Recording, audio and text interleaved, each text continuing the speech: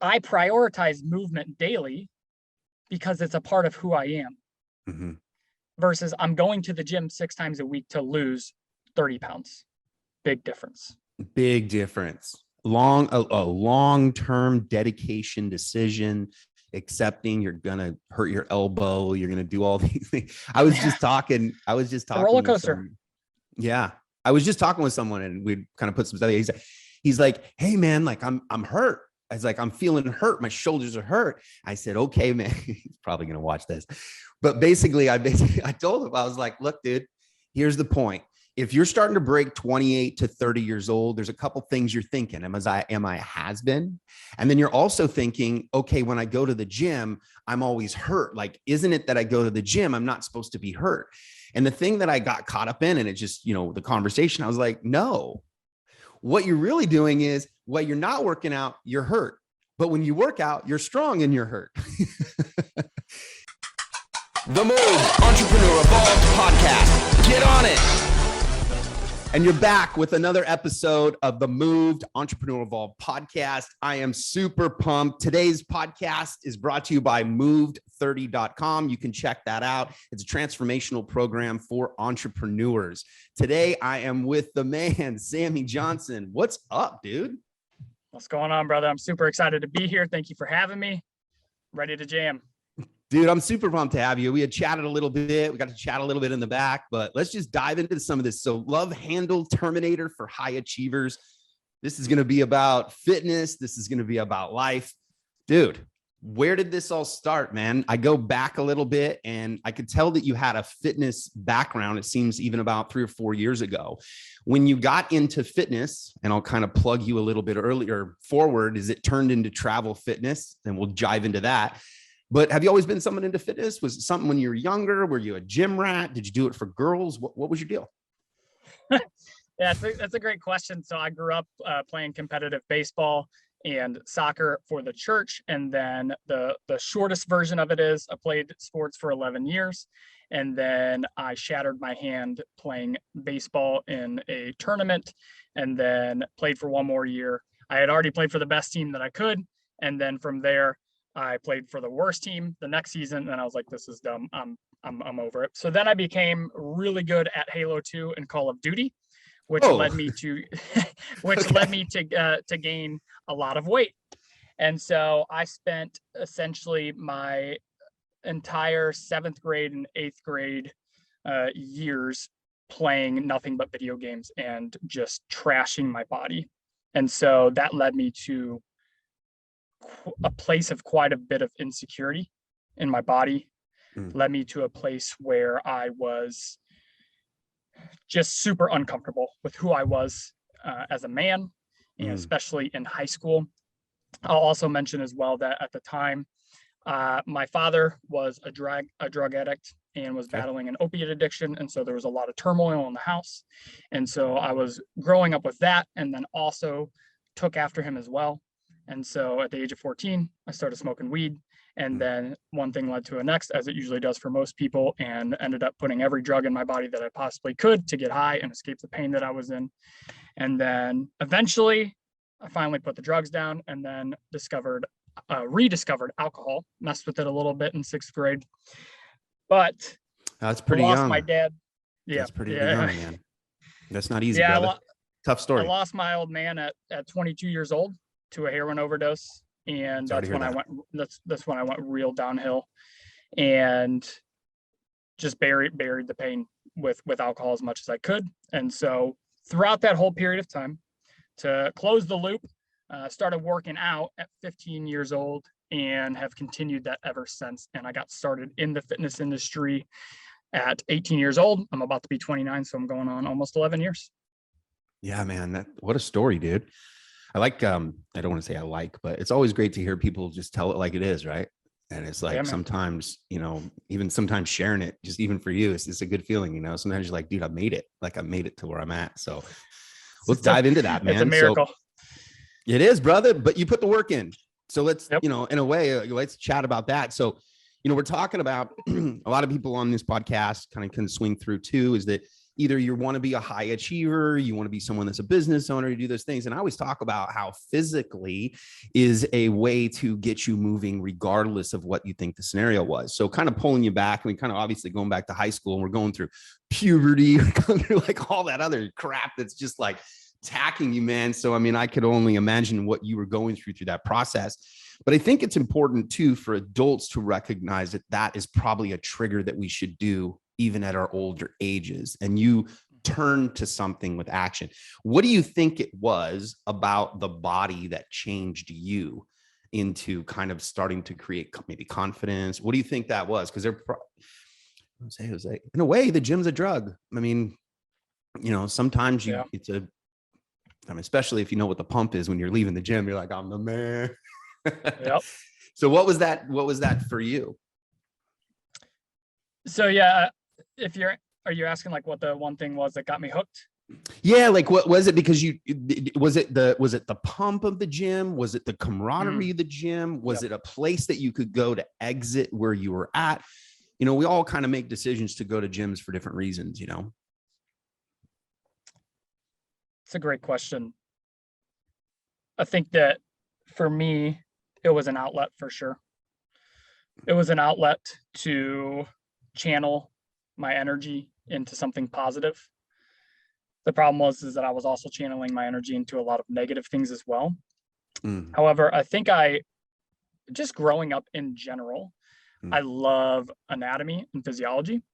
And so I just became super fascinated with training the body, what you can get it to do, how to be able to fix things that are wrong with it, and just became obsessed with movement and the skill of movement, and also the nutritional aspect as well. So what you can, and you know, what are the effects of the things that you're putting in your body, and then how is that affecting you in your work as well. And I became a trainer at 18 years old. And so for me, it's just like, this is natural to me. I just fell in love with it, man. My old man got me in the gym at 15 years old. And so it just made sense. I just love the gym. I love the atmosphere. And so for me, it made sense to go into that as a career helping people. And I spent 7 years as a personal trainer. I think that you also were like, you were opening some gyms as well. Like in Tennessee, you were opening a Lifetime athletic gym. They were opening up a few years back. Does it sound right? Yeah, that's correct. So I moved here to open a gym.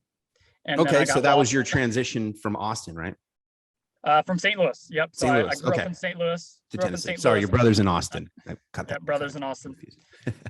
And so moved from St. Louis to Nashville. I was going to open a gym because this is a huge hub for business conventions. And I love serving people that are in the business world, whether it be sales or corporate or entrepreneurs. And so I had all these plans to come here, start a gym, open this business, but then I got lost on downtown Broadway. If anybody that's listened to this has been here, it's nothing but music, alcohol, and women, which I just couldn't get enough of. So didn't end up opening a gym, but the Lifetime Athletic, I moved here without a job. And 3 months later, I was like, man, I should probably stop partying and get a job. So then I got a job with Lifetime Athletic in Franklin and Grand, opened that gym, and then became the team development manager there for 1.5 years. So that was probably the transition of your leadership qualities? Yeah. I learned, I was in management. I was in the vitamin shop. I worked for the vitamin shop in the supplement industry for 2 years. I managed there.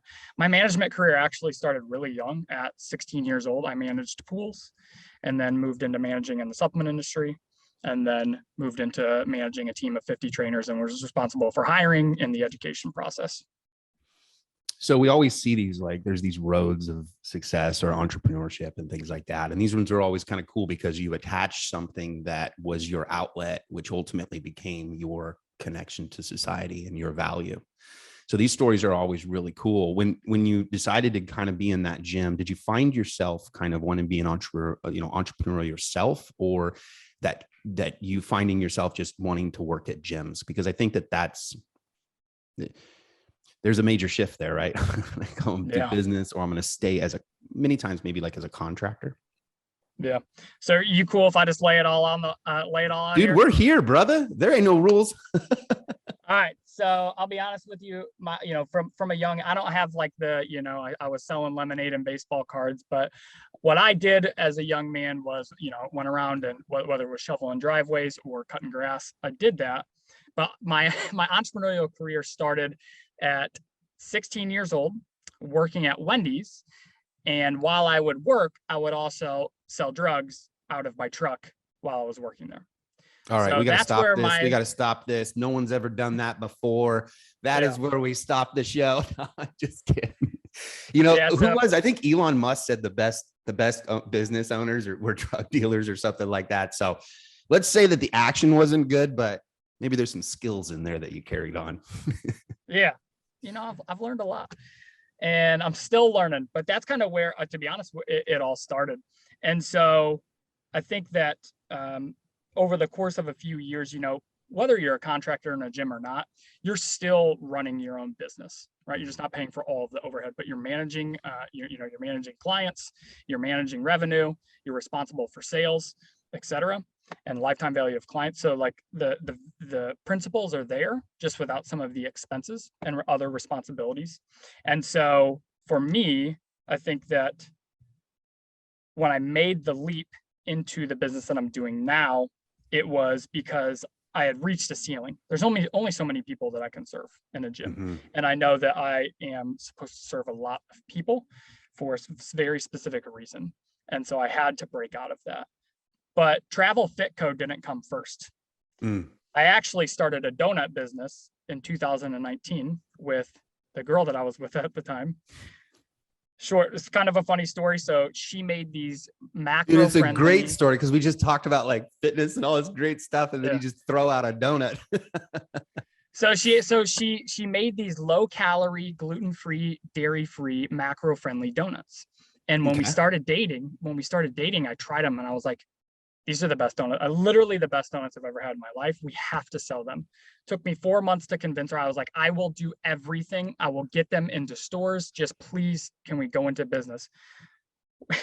Short-lived. We started an LLC, started the business together. We started the process.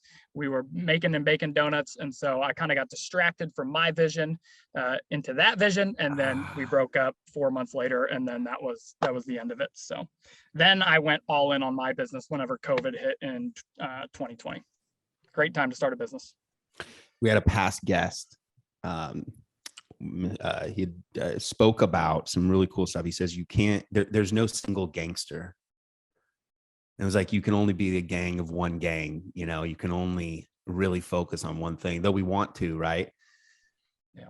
So was that, was that tough to let go? I know there's a lot of people on the show. Sometimes they'll take an effort, and you just described about probably 5-6 months of work, if not more, right? So you put all that effort in. What was that like, letting it go? Did it feel like your baby? Did you feel like, well, obviously it had a relationship with it, so there's a little bit of other things that come with it, but did you feel like you were like, man, this was my thing? And then you probably had to restructure your mind, which I think is probably pretty common. Good question. So I'll give a short answer and then I'm going to bring it into the present, because this is actually something that I've just gone through. With that business specifically, it was about 9 months of work that went into it, right? And I was super excited about it. For me, to sit behind a computer is not the most thrilling thing in the world. I'm a builder, right, with my hands. And so doing that business was just so much fun for me, like working 15, 16 hours a day, making donuts, running around, going out and selling them, meeting and greeting people, right? Because you got to go out and make the connections. It's not like just DMing somebody on social media. So I loved that, but there was so much that happened with that relationship and the end of it that it really just didn't matter to me, that it came to an end. Got it. However, to answer your question, because I think this will be valuable for the audience. So at the end of last year, I got into a really bad place with my business. I've been riding this roller coaster since March 16th of 2020. I went through the biggest healing journey and transformation of my life in 2020. And then when that kind of wrapped up in 2021, I started riding this roller coaster in my business, trying to figure out how to run a business, because it's just been a state of chaos, right? Like, you start a business in the middle of a pandemic, and it's just, and also in the biggest transformation of your personal life, it was just chaos. And so I knew to grow my business, I needed more leads. I needed more eyeballs. And so I made a $60,000 investment in July to make that happen. I didn't make $1 back. Yeah. Okay. Well, hold on. Let me see if I can react differently. Oh man. Okay. How much did you learn?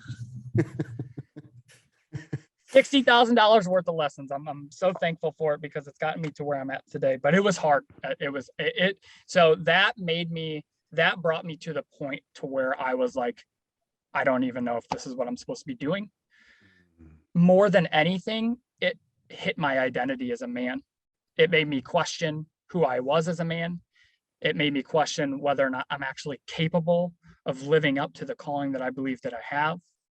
And it made me realize that there was a lot of work that needed to be done. For me, entrepreneurship, to be honest, the first 2 full years of it have been nothing but a refinement and a removal process of insecurity, doubt, bad character traits, and bad skills, to be honest. And so, to circle that up, I reached a point in February of this year of 2022 where I fully let go. I said, if my time has come to an end in the fitness and the health industry, then that's okay. And it wasn't until I reached that point of complete peace and release and realized I'm going to be okay if I don't do this. It wasn't until that point that everything started to fall into place of what's happening now. I think that's super valuable. You hear people say, let go. I'm not good at this. I mean, just because I'm the host doesn't mean I got it all right. I think that what you just said is what a large scale number of guys that go through. I think that entrepreneurship will test you in ways that you've never been tested before. You're thrown basically in a field saying, now you got to go get food, and you got to bring people to your field for you to get food. And I think that what you were just sharing is absolutely true. Especially taking a hit like that. Now you're just thinking, shoot, that was my. You get 60, 100, $1 million in the bank. You feel like you can almost do things to mess up. You have liability insurance in a way. And it sounds like from that, you lost that. And then you started questioning, what were some of the steps? And I think this would be kind of questionable. Did you go back to when you were younger and said, I'm getting back in the gym, focusing on me? Was that your first instinct, or did you find yourself going to maybe more of a mental side? It's a good question. So for me, I didn't lose and or stop my health and fitness habits. And here's an interesting lesson that I'll share. I think that my fitness and health routines were actually hurting me more than they were serving me in this time. And I'll explain why real quick. The reason is because I was so neurotic about things being a certain way. I have to train this way. I have to eat this way. My routines have to be a certain way, that it started to backfire. And they started to work against me rather than for me. And so my routines in the gym, my routines at home, all of those things carried on. For me, this was a mental process. So I actually just gave a presentation on this on Monday to another business. And if you want, I can just share what I shared with them. It's just 4 steps. Yeah, let's do it. Well, you had another one you were speaking. I was going to ask you about that too. So super cool, man. Yeah, dive into it. So the first thing I did is I gave myself space, but I gave myself too much space. And what I mean by that is permission to slow down and take a deep breath. Because business and entrepreneurship is nothing but a constant state of fight or flight. I would argue that nearly every business owner, whether they realize it or not, is in the sympathetic nervous system. They're in a sympathetic state, which is just constant stress. And so you cannot, I don't want to use the word cannot, it is very difficult to make sound decisions from that place. Not only that, but it leads to fatigue and exhaustion. And that is also very difficult to make the right decisions. So I gave myself permission to slow down. I gave myself too much space to slow down. And what I did is I pulled way back. I stopped doing the things that were going to continue to lead my business forward. And I also, here's one of the biggest lessons, is the quality of service that I had for my clients went down significantly. Okay. I was not in a good place. And so I was not serving the right way. The next thing that I did, I already mentioned, I fully let it go. This was a process. When you say let it go, just to kind of dive a little deeper, do you mean letting go of the outcome? Yes. Okay. Letting go of the outcome and letting go of what I think I'm actually supposed to be doing with my life. Okay. So from a spiritual perspective, for me, it was a matter of fully letting go of my will and being open to God's will, and that being different from what I feel like my life should look like. That makes sense. 100%. Now, did you find, so I think that you had one or two more? Or was that I had two more, but we can stay here for a second. Yeah. It's an interesting thing because it's when you deal with even on these calls, you know, we tend to talk about, sometimes I'll even have to talk about myself just because it's relatable. But in that environment that we're always in fight or flight, do you think it's something as an entrepreneur we thrive for it? I think it's normal. Because entrepreneurs are not normal. We are not. We are different than most people, high achievers in general. And so the way that our brains operate is just it's just a little bit different. And so I think that chaos is calming. So let me see if I can put this together, because I talk about this stuff too, is that what you were doing is you released, but you didn't keep pressure. Yeah. And if I were to try to kind of do this, it's almost like you were stiff. You're just stiff, and everything you're doing, you're stiff. And what you're saying is just let go and do the things that you have to do unemotionally and let the path guide you. Is that kind of what you kind of opened the door to? I think I did. Yeah, because you would probably run into people that if you're, I'm following this in the sense, and I've learned, kind of gone through this too, is that if you take a step back, you also allow to listen. And when you listen, you start to hear other angles of ways to do things. Yeah. I turned it into a season. And so in my head, I like that. I couldn't move forward until I had the answers, which is not good. You can't do that in business. You have to take action even when you don't have answers. Imperfect and so action. Exactly. So my thing was like, well, I cannot take the next step forward until I know 100%. And so if I could go back, I would continue to take action, even though it did not make sense and I did not have answers, and not turn it into a season and realize that it's actually just a process that you are going through daily. Yeah, I think this is an important one, because I think that what you were saying is you remove the front pressure that kept the business going. And when you stop doing that, then you weren't cultivating, you weren't nurturing, you weren't doing any of the things that brought people through the door to bring them to you, your final solution. Yep. Yeah. I think it's a really interesting conversation, because what you're bringing up is, you weren't quitting, but you were trying to release the anxiety. But then you're like, wait a minute, I still need the pressure, because pressure is what makes diamonds, which ultimately is what moves your business. Very interesting. Very, very, very good insight. Yeah.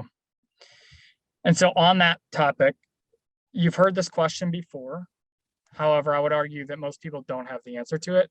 And honestly, until this past Sunday, when I was getting this talk ready, I didn't have the answer. But what would you do for the rest of your life if money it didn't matter? And I think that some of us have an idea. I had an idea of what that was, what that actual answer was. But when I asked myself that question as I was coming up with this, I realized in that moment what it was. And so I think that continuing to uncover what it is that you're passionate about, that gets you excited and that stirs you is really what you have to get clarity on. You And had so, go ahead. no. I was going to move on, but Yeah, go ahead. You actually had a post that you made, and this is what it says: nothing attacks your self-esteem and self-confidence more than telling yourself you want something, then taking no action whatsoever to move yourself towards it. I spent so many years of my life doing this, and I'm still suffering the consequences of it today. I had all these dreams, visions, and goals of creating life that to me was worth living. Yet every day I had acted and behaved in a way that went against what I said. I think that you brought up what you had gone through basically at the end of November of last year. And I think that that's as you've gone through this and you've probably met other people, do you feel like this is something that's common with entrepreneurs? 100%. I think it's really common when it comes to their health too. Mm-hmm. I think a lot of business owners think that they want specific things with their health, but they actually don't know what they want. Mm-hmm. And it leads them into this place of procrastination and not ever making progress. Yeah. So I see that a lot with business owners. I see it a lot just with high achievers in general that I work with. So that's one of the things that we get clarity on for sure. Yeah. I think that that's really clean. So what was the third one? The third step. Mm-hmm. So getting clarity. Okay. So specifically the who, the what, the where, the when, the why, the how. And so this is the process, is getting clarity on what you want. And again, not turning it into a season, but a regular practice, a regular habit of sitting down, removing distraction and visualizing what you want to have, but not only what you want to have, what you want life to feel like. A lot of people know what they don't want to feel like. They don't actually know what they want to feel like. And that's what one of my clients talks a lot about, Taylor Welch, is he says a lot of people don't actually know how they want to feel. They just know what they don't want. And so getting clarity on that helps a lot. And then one of the things that helped me, this was the most transformational, this was like the icing on the cake, is once I started to get clarity. So I went through a couple things. I went through a book called Living Forward. It's by Michael Hyatt and Daniel Harkavy. Great book. Mm-hmm. And that's just kind of like, you write your eulogy and then you essentially have all of your priorities. And then there's a process that they take you through to get clarity on that. That was really good. The other thing that you can do is create a morning formula. It's something that Taylor Welch also came up with. So I've been using that since I came into their world and their programs, right? Which is just essentially an identity document. So something that you read every morning or at least several times a week that puts you in the identity of where you're going, right? Because a lot of times we wake up and you might not feel like doing what you need to do, right? Motivation is fleeting. And so when you wake up and you are questioning who you are and you're tired and you don't want to show up, going into that document and putting yourself in that future place helps a ton.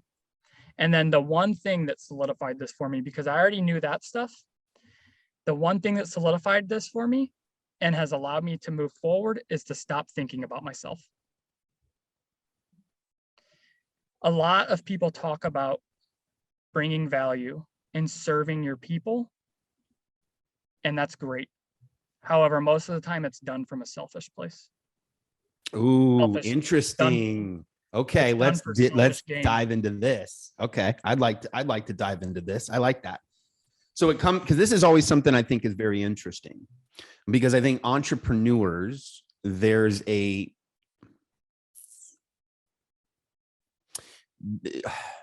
always say the release of the ego, but depending on where you're at in the business, the ego is sometimes the thing that actually tells yourself I'm worth it.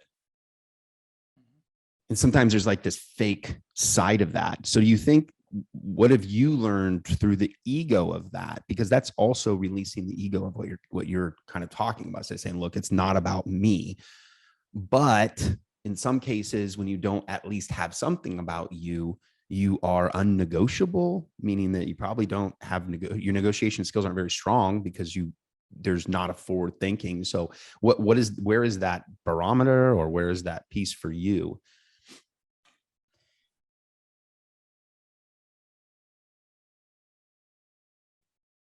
I think one thing that we all struggle with, that I struggle with, I won't speak for anybody else. However, I know it's common, is doing things to feel valuable rather than being valuable and then doing things. So for example, what I mean by that is when you talk about ego, what I hear and the way that I process that is I show up every day knowing that I am valuable and that I'm here for a reason and that what I do, people need.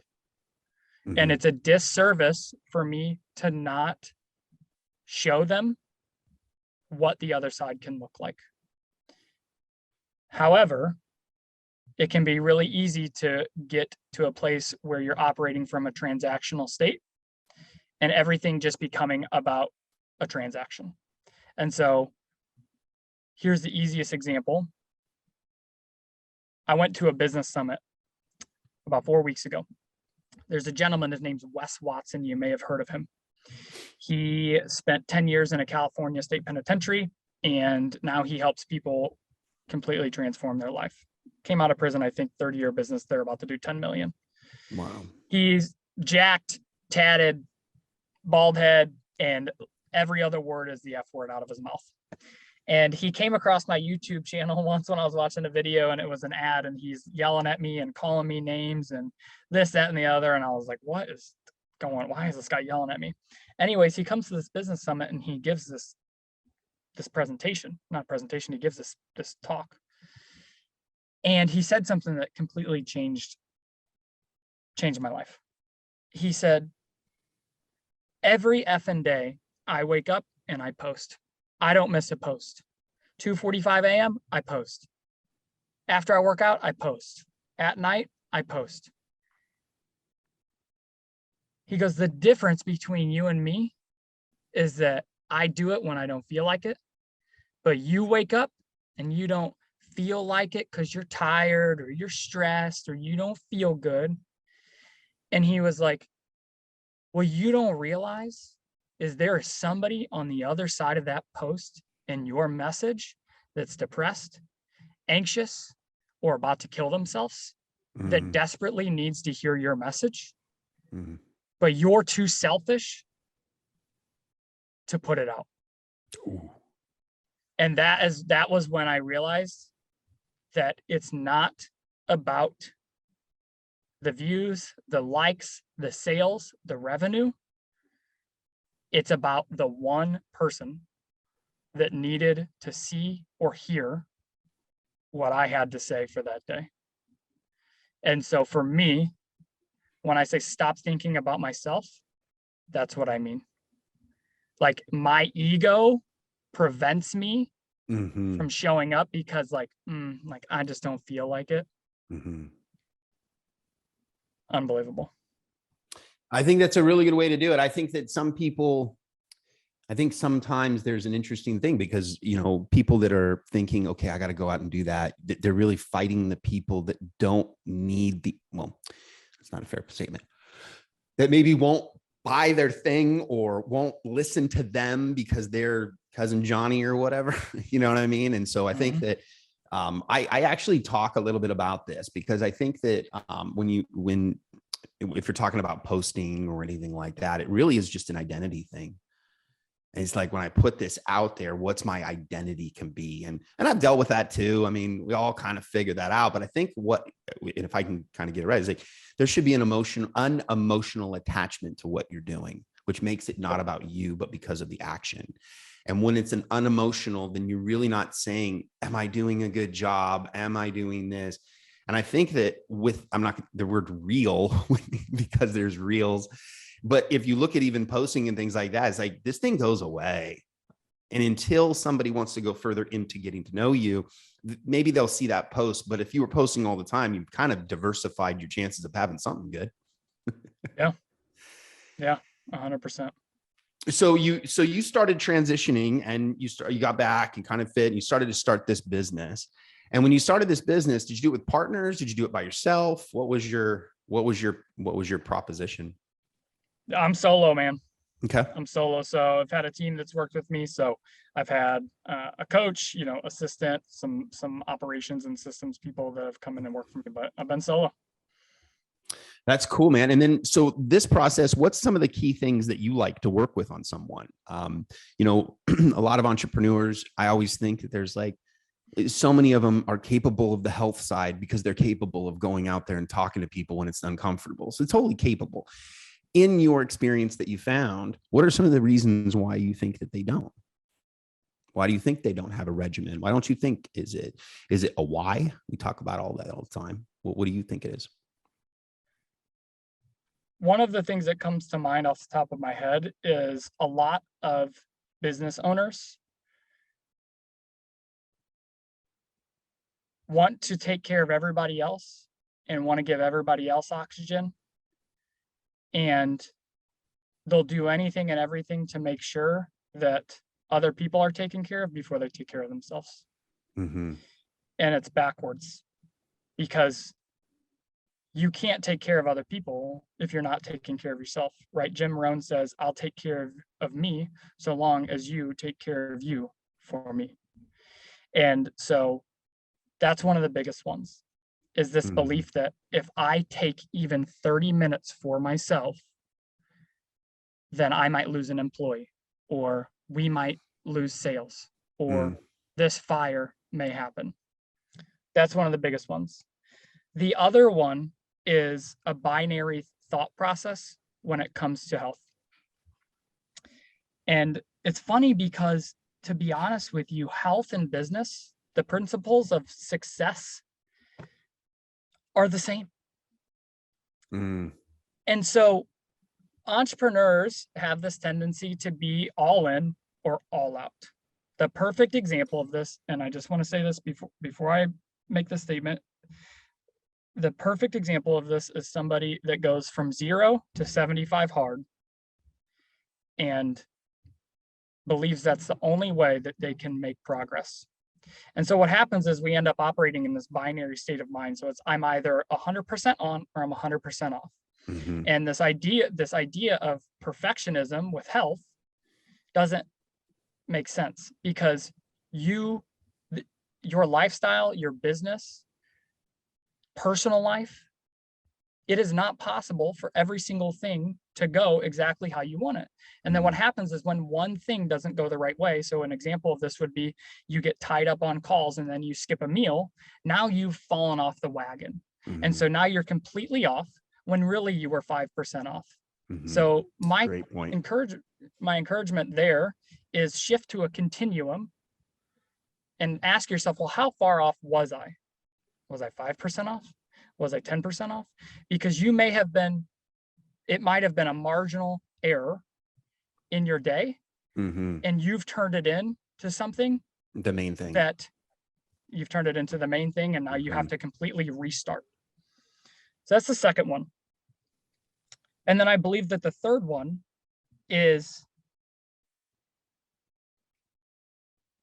road bumps being turned into obstacles. And what I mean by that is, let's just use an example of traveling to masterminds and or traveling to a business summit or event. Super popular. Everybody's putting on events. COVID's, pretty much gone now. And so now there's a lot of travel, a lot of networking. And so there's a belief that it's not actually possible for you to be able to maintain routines and or make the choices that you need to make when you're gone. And so then you stop and then try to pick back up when you get home. But the hard part is that it's not maintaining the routines, it's getting back into them. And so it's learning it's learning the necessary skills and how to be able to think and make decisions from a place of vision rather than stress and emotion and exhaustion that is going to allow you to be able to continue to move forward. So that's what I'm most passionate about, Yeah. is teaching people how to think, because there's a broken thought process and there's a lot of mistakes in belief when it comes to managing health and what health actually is, right? Because it's different for everybody, Mm-hmm.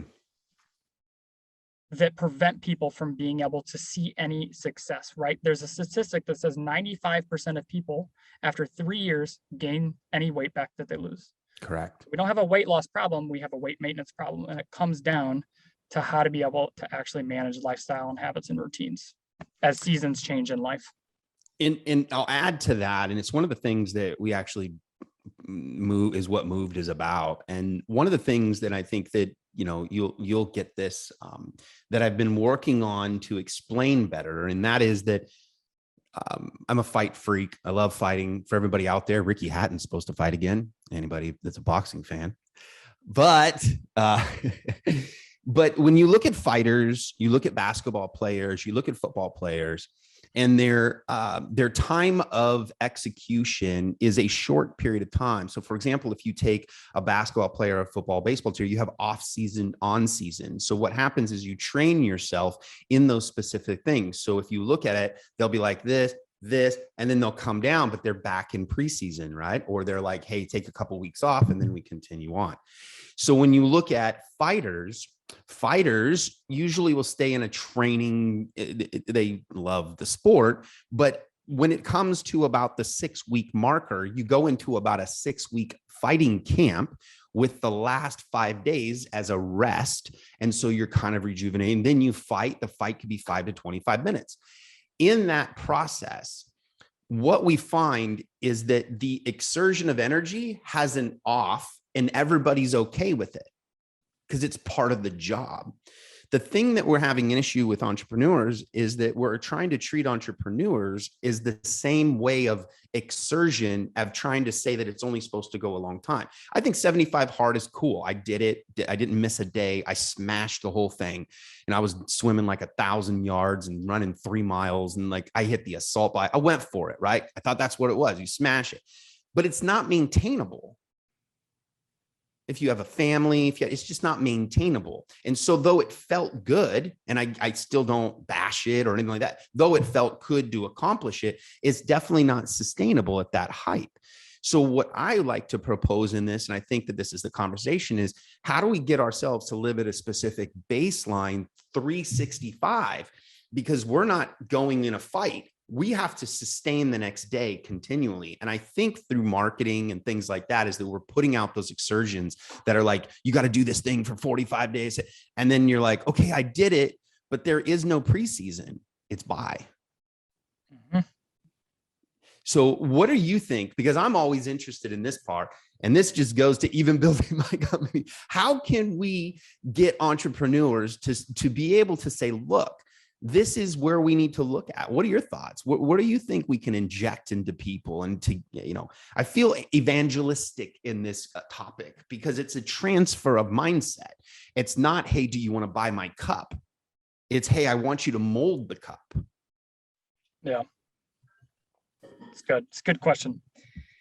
I love the example you used too, right? Because this is what we teach in our business.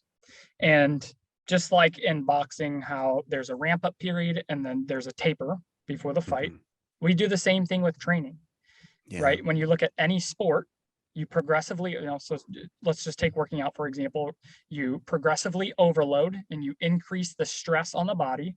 And then you do what's called a deload or a taper. So your body can then adapt to that stress. But again, the baseline. And what you're talking about is maintenance, right? And this is the problem. Is people don't know how to maintain, and they don't know what maintenance looks like. And people believe that if I'm not making this exponential effort towards this insane goal or outcome that I want to achieve, then I'm not moving forward. Very good point. And that's the gap. And so here's how I like to explain it, especially for business owners, because that's the audience. So think about it like this. If you were to sit down and plan out your quarter or the next 2 quarters, which I hope you're doing, what you would want to do is not only plan your business out, but you would also plan your health. And so what we specialize in specifically is we teach high achievers how to align their health goals with their business goals. And so what we do is we use this concept called phasing. Okay. And so the easiest way to explain this is, let's just say that you're in a push season with your business. You're making a massive effort to grow the business. You're hiring and you're trying to get to the next mark in regards to revenue or whatever the outcome may be that you're looking for. Well, what that means is that you're going to be spending an immense amount of energy every single day. And so it may not be realistic for you to also expend an immense amount of energy in the health side of things. And so what we do is, rather than trying to go all out at once, which is what we want to do, what we do is we maintain with our health while we push in the business. And what the maintenance is actually for is to support the push in the business, because you do two things with energy. You spend it and you recover it. In entrepreneurship, we spend thousands of dollars in energy every single day. And then we might do one workout.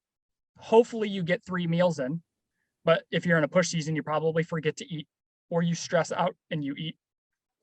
And maybe you hit your water intake, maybe you don't, and you're probably not sleeping enough. And so what we have to do is we have to get our health. We have to use the maintenance with health to support the push in business. And then when that slows down, then it may make sense to ramp up in health while you're maintaining a business, because maintenance in business is important. You cannot always be growing. Well, I don't want to say it. Let me take that back. It's not always the smartest thing to just trying to grow the business, because things are going to break eventually. Right. Yeah, you definitely have to spend time on delivery, spend time on your onboarding. But once you've created the momentum on the front, you can do it. Yeah, exactly. And so that's the key, man. The key is aligning the two together. And what happens is there's constant friction for business owners, because they think that both of them have to move forward at once. And so we have to establish what the baseline looks like.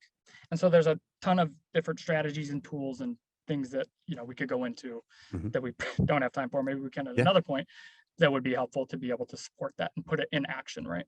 Because it's great to listen to and be like, wow, yeah, that sounds great. Well, then how do you do it? I think one thing that I learned is that the kicker that I think people miss, and that is when people go in to say, I'm going to go work out, is they haven't transformed to somebody that works out.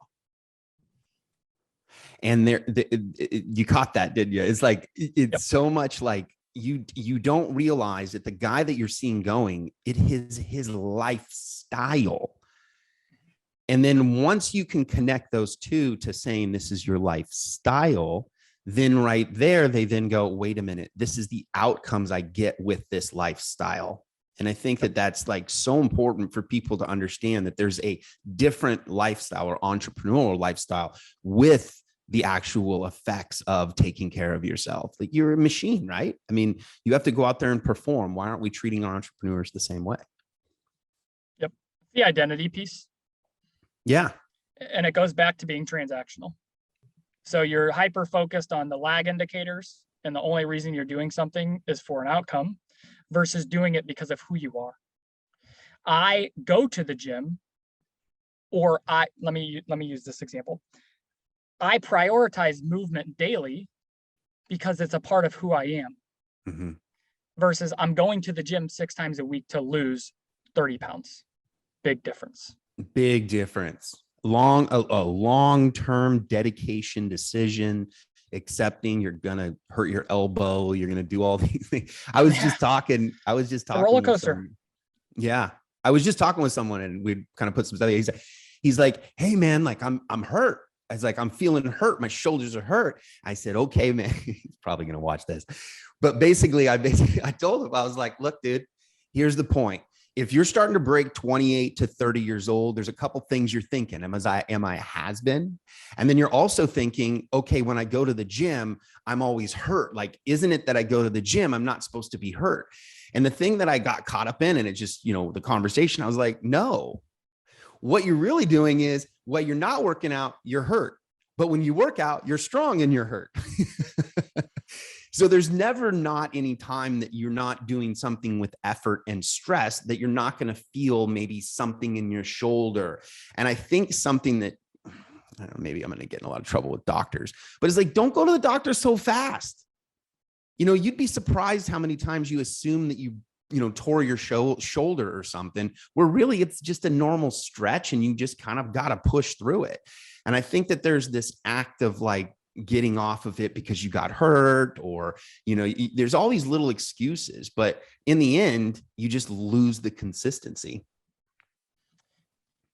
The difference is learning how to, so you said something that caught my ear, right? You said work through it. And I would say that the goal is not to work through it. The goal is to learn how to work around it. Okay. Yeah. Right. Because working through it usually makes it worse. However, let me put it in this light. One of my clients, we just started this new training cycle, and he takes an ice bath every morning. He's a sales professional, and he was pulling these ice pails out of his freezer, and he felt something pop in his bicep. And so rather than him completely stopping everything, we just adjusted the program to deal with that, right? Correct. So it's working around it, not working through it, because working through it would have said like, oh, well, I'm just going to continue to go in, but maybe I'll just go light on biceps. No, dude, how about you just not train biceps or any sort of pulling exercise that's going to be secondary there, and let's do some other things. And again, it's just a matter of being able to know how to make decisions and what decisions to make and when to make them. Yeah. I think that my point of going through it is like, so for example, like I do Muay Thai twice a week. Wednesdays and Thursdays, I coach and train Muay Thai. And there's times when I'm like, dude, I'm hurt or something. And I just go anyways. And I'll just kind of go through the something, because what I found is that if you don't just show up a little bit, dude, that's it. Even if you didn't do anything, had a drink of water, that was the process that you were going through to kind of keep going. But I see what you're saying. Like, let's not over exaggerate. Injuries is not, yeah. But I think also people think they're injured before they really are, is what my point is. I went ice skating the other day and I was like, my lower back is killing me. I'm like, this shit hurts, dude. And then the next day I was okay. I was okay. You know what I mean? And I think that's some of there. Dude, this has been an incredible podcast. You have brought so much value, and I can just tell in your demeanor, man, you serve, you give people value. How can they find you, man? Yeah, I'm so thankful to have been on here, and I hope this was valuable and you're able to take something away from this.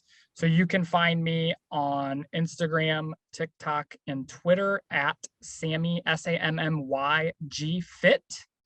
YouTube is Travel Fit Co. And then on LinkedIn and Facebook, it is Samuel Johnson, just as it reads on the Zoom name down below. I'm on all the platforms and typically post somewhere between 5 to 10 times a day to make sure that you don't miss me. That's amazing, man. Samuel, you've been an amazing guest. I appreciate you, brother. We'll probably have you back on. Thanks again for coming on the Moved Entrepreneur Evolved podcast. And for anybody out there that wants to look at other episodes, you can go back on the podcast. And one episode you might want to look back on is a guy named Hickson Gracie. He's also someone into fitness, and he's also someone into breath work, pretty known well guy. So you can go back and watch that. But my man, Samuel, I appreciate you, brother. Thanks a lot, man. Keep kicking ass. Thank you. If you like this episode, make sure you smash the like button and subscribe to the YouTube channel. Just like Nike is to athletes, Moved is to entrepreneurs.